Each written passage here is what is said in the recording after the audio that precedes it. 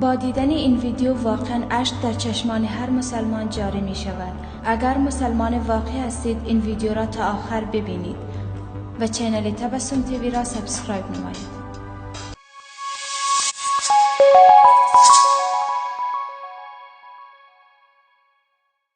جوان 22 ساله یهودی سخنرانی خود را در خطاب به مسلمانان اینطور شروع می کند. بسیار جالب است. من یک یهودی هستم و افتخار می کنم. شما به چه افتخار می کنید؟ مسجدی از فرقه شیعه را منفجر کردیم و به شما گفتیم کار فرقه سنی بوده و همین کار را با فرقه سنی ها کردیم و این طور کشت و کشتار را بین شما راه انداختیم. به فرقه سنی ها فهماندیم که دشمن درجه یک آنها فرقه شیعه است و این کار را با فرقه شیعه هم کردیم و نسل های مسلمانان را از بین بردیم. به چه افتخار می کنید؟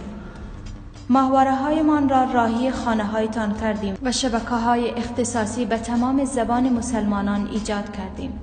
فیلم های غیر اسلامی درست کردیم و آنها را درست وقت عبادت شماها پخش کردیم و اینطور اسلام شما را نابود کردیم. بازارهایتان را از لباسهای نازک و تنگ پر کردیم و هر روز به نازکی و تنگی آن افزودیم. به چه افتخار می کنید؟ فرهنگ دوستی پسرها را با دخترها را بین جوانان شما آوردیم و ایمان جوانان شما را سست کردیم. دانشگاه‌هایتان را با ترفندهای حرفه‌ای تعطیلی کردیم و امروز می‌بینیم دانشگاه‌هایتان فقط محل دوستی و رفاقت است. به چه افتخار می‌کنید؟ به عرب‌ها فهماندیم که دشمن سرسخت آنها فارس‌ها هستند و به فارس‌ها فهماندیم که عرب‌ها دشمن درجه یک آنها هستند. به چه افتخار می کنید؟ مدام به فارس‌ها از تاریخ درخشان گذشتگانشان می گوییم و آنها را در مقابل عرب قرار می دهیم. در بین شما سخنان در مورد بزرگان شما درست کردیم و شما هم استقبال کردید.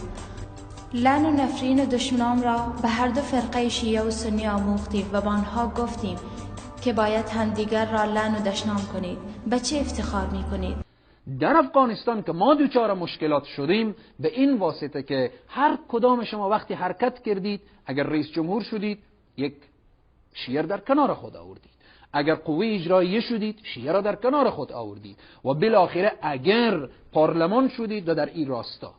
پس به این وضعیت در افغانستان امنیت نمی آید. بین دو کشور مسلمان فتنه انداختیم و به یک طرف اسلحه دادیم تا طرف دیگر را بکشند و همینطور نسل‌های شما را از بین بردیم. قرآن شما را طبق خاص خودمان تفسیر کردیم و بعضی ها را تکفیر کردیم و گفتیم کشتن اینها حلال است. مذهب جدیدی به نامهای وهابی و غیره درست کردیم و آنها را قوی ساختیم و برایشان اسلحه دادیم تا شما را بکشد و شما خواب هستید. به چه افتخار می کنید؟ برنامه‌های اجتماعی را بین شما رواج دادیم و شما را مشغول کردیم تا مبادا بیدار شوید و به سوی ما بیایید.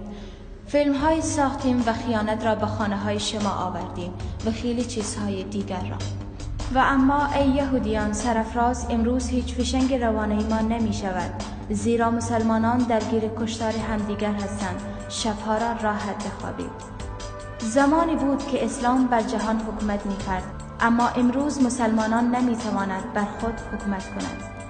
بلی آنها در عراق، سوریه، لبنان، یمن، لیبی، تونس، مصر، عربستان، افغانستان، پاکستان، ایران، قطر، کویت، امارات، ترکیه و خیلی جاهای دیگر دارند.